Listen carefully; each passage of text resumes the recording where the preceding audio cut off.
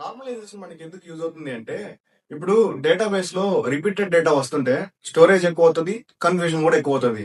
ఇలా రిపీటెడ్ డేటాను తగ్గించి నీట్ గా ఆర్గనైజ్ చేయడమే నార్మలైజేషన్ అంటే. మన దగ్గర ఒక నోట్స్ ఉందనుకుందాం. ఆ నోట్స్ లో ప్రతి పేజ్ లో మనం నేమ్, రోల్ నెంబర్ రాయం కదా. ఫస్ట్ పేజ్ లో రాస్తాం అంతే. నెక్స్ట్ పేజ్ నుంచి మనం డీటెయిల్స్ రాసుకుంటూ వెళ్ళిపోతాం. ఇలానే డేటాబేస్ లో కూడా మనకు ఒక స్టూడెంట్ టేబుల్ ఉందనుకుందాం. ఈ స్టూడెంట్ టేబుల్ లో స్టూడెంట్ డీటెయిల్స్ తో పాటు టీచర్ డీటెయిల్స్ ఉన్నాయి. ఈ టీచర్ డీటెయిల్స్ అనేవి ప్రతి స్టూడెంట్ కి సేమే ఉంటది కదా. ఇప్పుడు ఈ టీచర్ డీటెయిల్స్ ని అప్డేట్ చేయాలంటే మనకి టైం పడుతుంది. అట్లాగే ఇదంతా స్టోర్ చేసుకోవాలన్నా కూడా ఎక్కువ మెమరీ తీసుకుంటది. ఇట్లా కాకుండా టీచర్ కి ఒక టేబుల్, స్టూడెంట్ కి ఒక టేబుల్ ఉంటే టీచర్ డీటెయిల్స్ అన్ని ఒక దగ్గర ఉంటాయి. దీని వల్ల ఏమవుతుందంటే ఈజీగా అప్డేట్ చేసుకోవచ్చు. మెమరీ అనేది చాలా సేవ్ అవుతుంది. అట్లాగే మనకి టైం కూడా సేవ్ అవుతుంది. సింపుల్ గా చెప్పాలి అంటే రిపీటెడ్ డేటాను రిమూవ్ చేసి స్మార్ట్ గా ఆర్గనైజ్ చేయడమే నార్మలైజేషన్ అంటే.